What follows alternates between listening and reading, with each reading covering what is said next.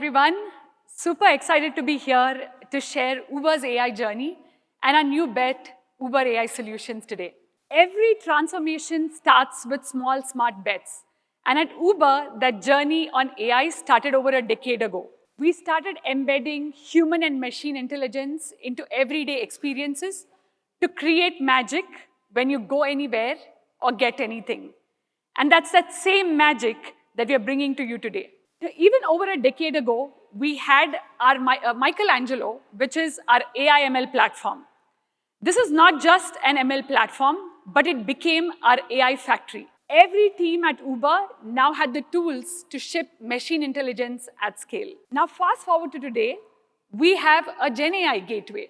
We have over 400 AI use cases that are working on this gateway, and over 500 million queries that are running every month. Actually, thousands of queries per second. That's the extent at which Uber has adopted AI. Whether it is driver support, or whether it is knowledge graph internally within the organization, or reimagining the experiences when you use the Uber app, right? So we're no longer just doing AI, we are an AI-first company. But this journey of adopting and being an AI-first company over the last decade has not always been easy, right?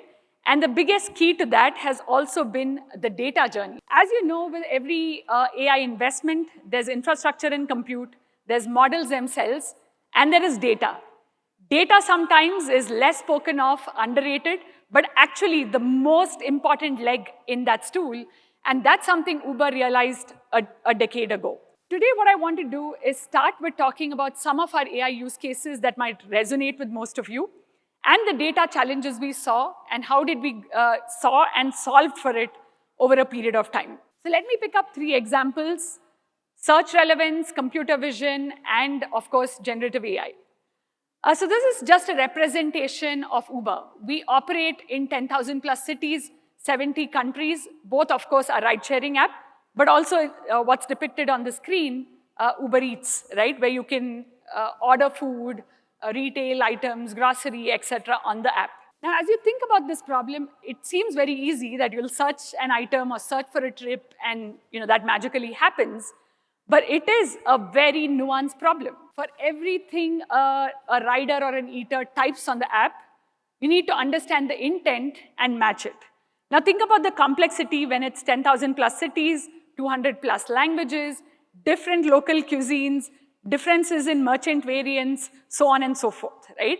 Even to build that model, choosing the right data set amongst the massive volumes of data you have is a real data challenge. Even to measure if you are able to give a spot-on result for that search, that's equally a challenge with choosing the right data. Now think about a computer vision problem, and we're talking about another data challenge, bias and real-world data considerations. For Uber, safety is a core value that we live with. It is a company value. And when you think about that, let me just go back to the previous slide. I think we just missed that one. Yeah, if you just look at this example, periodically we actually check if the driver is who he claims to be. We actually have a real-time selfie identification tool where the selfie is compared with their identification on file to make sure we are safety first. Now, while it seems easy, this needs to happen real time, right? When a driver is taking a rider is requesting a trip, and so on.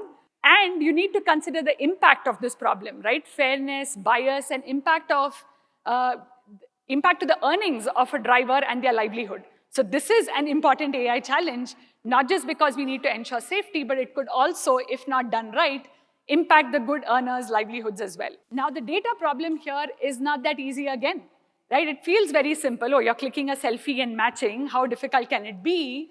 But think about the complexity, right? Drivers using or clicking selfies in low-light backgrounds, varying devices, facial appearance changing over time, right? Facial hair, wearing a mask, wearing a cap, all sorts of things. The complexity only grows. And so how do you address that? And to top all of it, there is the real bias, right? When a machine is looking at a human photo, whether it's based on ethnicities, regions, so on and so forth, right? So addressing these real-world considerations and bias was the other data challenge, not just in this use case, but in several other use cases that Uber launched. Thirdly, lack of context in historical data. So if you think about, if you have an issue with Uber, you of course go to support. Now our support experience is also a combination of AI agents and human agents. Now sometimes support issues are magically resolved, sometimes you need to go through a back and forth. And when you're implementing AI, you might be thinking, oh, you have millions of such support conversations or billions of that history with you, so it should be easy to train the model. However, what's interesting is, yes, we have all of that support history, but it does lack context, right? For example, a refund support ticket might be handled very differently in one country to the other, given various reasons, right? From regulation to local context to consumer behavior in that place and so on and so forth. Do you get that context in historical data? Not really. So choosing the right LLM to transform support is actually the easier problem, but choosing the right data and also beefing it up with the context, the even more important problem. And these are just few of the many AI examples and use cases at Uber. And to solve that, my team, Uber AI Solutions, was born over a decade ago. And the important part of our journey as Uber AI Solutions was to build the right data solutions and right human in the loop as we build and govern AI. There were some obvious things we did, and I'm sure many of you are also doing the same on your side.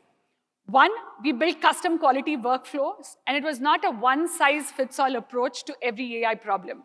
For some problems, you have an inter-rater agreement. For the others, you might have an audit layer, so on and so forth. Secondly, we set up real-time, real-world global feedback loops. Again, very important when you think about responsible AI and doing the right thing. Thirdly, we created a one-stop shop data platform that we internally call ULabel. It allows you to extend human data solutions to any sort of data problem and any modality, whether it's photo, audio, video, text, image, multimodals, so on and so forth, that allowed us to scale AI in a lot more structured manner, but with a lot more efficiency and quality as well. Lastly, just rigorous validation and testing. But after over a decade of building this internally and building a world-class data solutions, both tech and operations muscle, we have now externalized Uber AI Solutions and work with enterprises all over the world. We are working with Frontier Labs, autonomous vehicle companies, robotics, several Fortune 500 companies, extending our expertise in the data solutions for AI now to the world. So what does it really mean, right? There are three key pillars that we are doubling down on. One is expert intelligence on demand. For long, you've known Uber as the on-demand work platform for driving and delivering. Now we are expanding this on-demand work platform to digital tasks, right? Like whether it's AI data annotation, evals, preference data collection, you name it. We do all of that in an on-demand work model. Now, if you're thinking, is it only drivers doing it? Not really. We now have doctors, coders, lawyers, PhDs, finance, asset management experts, insurance experts, retailers working in a gig model on AI training on our platform, right? So that's a pillar that we are doubling down on. Secondly, building a high-quality data foundry. Now, if you look at the Frontier Labs and foundational model builders, they've already trained a lot of these LLMs, et cetera, on the internet data, right? But when you actually apply these in real world, you do see variety like we spoke about in some of the use cases. And building and giving that real world data to all of the model builders, foundational labs or enterprises and so on, is a core part of our strategy. Whether it is off-the-shelf data sets, again like audio, video, documents and so on, or custom collect on demand. With 9 million earners all over the world, drivers and couriers, we are working to be the undisputed leader in real-world data. And lastly, AI plus ops for every task, everywhere. Even within our own world, think about localization, product testing, etc. We've combined AI, GenAI, agentic AI, and so on, and human experts in the mix in an optimal way to actually transform many of these programs and capabilities. And that same magic we are bringing to the world. Now today what I want to do is pull back the curtain a little bit and share some of the latest product highlights tying to some of these key pillars that we are working on. One, high quality in the gig model, double clicking on our real world data foundry, and thirdly, a smart work orchestration engine that we have built within Uber. So let's talk about high quality in a gig model. Might sound like a paradox, so how can that happen? Because the people are coming in and going out and working on these things. But that's exactly what Uber has mastered. So let's look at a persona. Let's meet Alex, who is a caregiver. He's also a science graduate. He wants the flexibility to fulfill his caregiving responsibilities, but also apply his intelligence in the AI space. He's not alone anymore. Of course, he signs on to Uber AI Solutions portal and can now work on various AI data training tasks. But he's not alone. As he comes to our AI portal, he sees a bunch of different tasks to work on. As you can see, the one highlighted, he's choosing to work on a robotics task. He goes through a background verification, assessments, trial gigs, etc. But even in that journey of working remotely on AI data tasks, he has Jen, our quality co-pilot, by his side. Jen actually offers him task orientation and practice gigs, etc., to ensure he's ready even before he goes live on a single production task. Once that's done, Jen is also providing the assessment results and qualifying Alex to be working on the task. As Alex works on a robotics task, here you see a robot basically picking and dropping an item. Obviously, the guideline says, for every object that's picked, it needs to be dropped. But when a human works on some of this AI data training tasks, there is a possibility of error, and you want to avoid that. And that's where Jen, who's trained on those guidelines and SOPs, is highlighting where there's potential errors could be and saying, for this particular pick action, there is a drop action missing, and that alerts Alex to go fix that before he even submits the task. As you can see, Jen is in simple language highlighting what can be focused on. And if you go further, Jen actually, based on historical patterns of errors and trends, provides specific samples, feedback loops, metrics, etc., to help Alex get the quality right. Now imagine this at scale of millions of experts all over the world, and with very specific intelligence, whether it's like I mentioned, coders, lawyers, doctors, filmographers, and so on and so forth. We have them all for every industry with high quality. So companies that historically relied on BPOs for repetitive tasks and AI data training can now come to our platform of globally vetted experts to train and evaluate their AI models. We'll shift the gears towards real-world data foundry.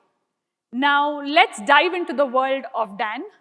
Dan is building AI models for a retail company, and one of the models is on inventory management, right? And he needs an ongoing data feed to train the model to identify objects, whether the shelf is stocked sufficiently enough, and trigger the right workflows for inventory management. Now, he no longer needs to go hunt for that data everywhere, right?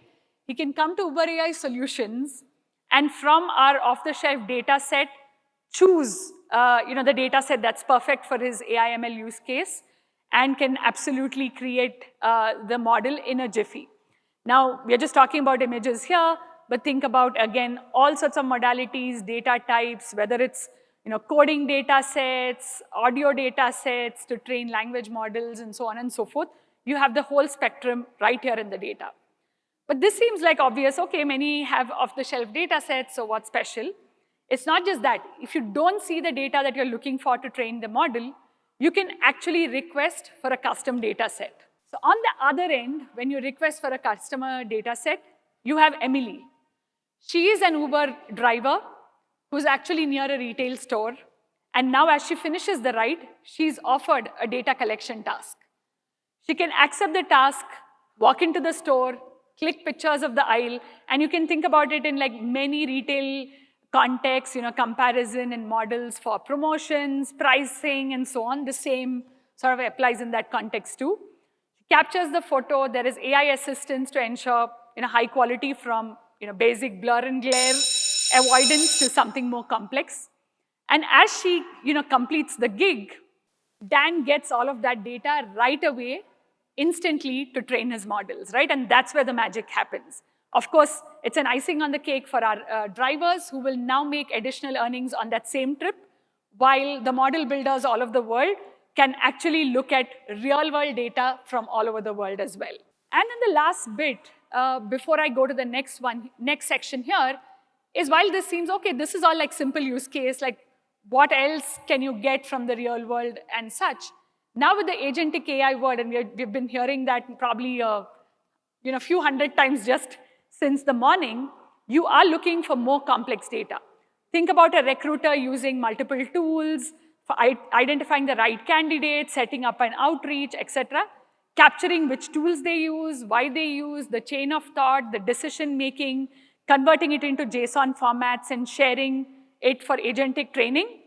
That's what this tool also offers to do, right? So it's not only simple real-world driver-collected data, but expert-collected enterprise workflow data. And last but not the least, smart work orchestration engine, right? When you create an AI training module with a large workforce or a dispersed workflow, sometimes that can be complex. Sarah is transforming customer experience with AI. And as they've launched the models, customers are not happy because sometimes it doesn't address the query you're looking for. She's looking for richer data. She comes to AI solutions without needing any engineering support or expert. She can create the taxonomy within a few clicks and then also set up a workflow. In this particular use case, she can just choose from one of our templates, a basic workflow. The task is set up, it's done, there's a review workflow. But she can actually choose from our plugins and decompose the task, right? You will have edit, review, and so on. From a palette of templates, she can choose the UI and how it should look like for AI data training. And tada, it goes to our gig workforce, the data is provided, and as you can see, models are better and high quality. And that's just 3 of the product highlights we had. With that, I wanted to close by saying, these are the tools we have built internally within Uber over the last decade plus, and we now offer the same talent, technology, and solutions to everyone all over the world. So if there's interest to explore further, we are happy to chat and share how we can support your enterprise use case. But thank you for patient listening.